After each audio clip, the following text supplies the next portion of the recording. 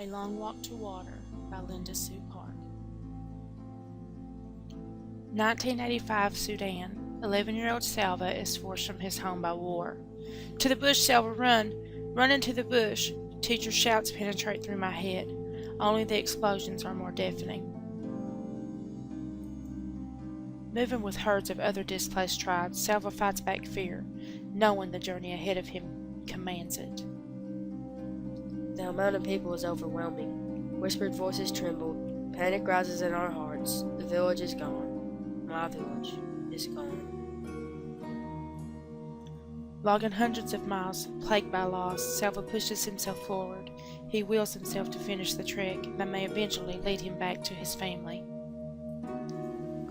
Weeks later, still walking in search of refuge, I am so worn. My shoes are but threads. The group has diminished greatly. Many who hid well from hungry lions and enemy soldiers could not hide from starvation, dehydration, or cholera from contaminated drinking water. Oh, but how do I resist?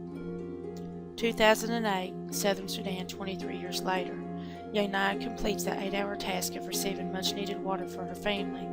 The contaminated water is all that will keep her family alive. For most of my 11 years, I have spent 8 hours a day walking from home to pond, pond to home, pouring in and pouring out of this same plastic jug, convincing myself, Naya, there is no pain in your soles, no ache in your abdomen, and no unquenchable thirst in your throat. Almost a man, Salva has grown accustomed to life in a refugee camp. At 17, to break the monotony, I allow my mind to wander. After 6 years in a refugee camp, does one still qualify as displaced? With no rain in sight, Naya's family must relocate to the big pond again.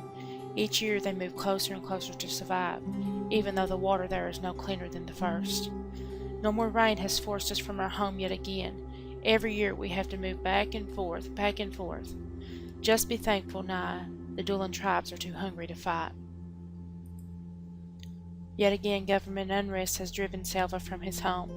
A year and a half later, under his lead, and thousands of miles, he arrives with 1,200 young men in Kenya. It is there that Salva finally finds hope. Uneasiness fills the camp. The dark warning, Salva, the camp is closing. Salva, we are doomed, captures my thoughts. Early morning gunfire sends it reeling. 27 years later, Salva's dedication to his homeland comes in the form of Wells. Young Naya's life is about to be transformed by a man she has never known. Whispers spread through the village like wildfire. Iron monsters infiltrate the camp. Who is this man, and why is he so interested in our water?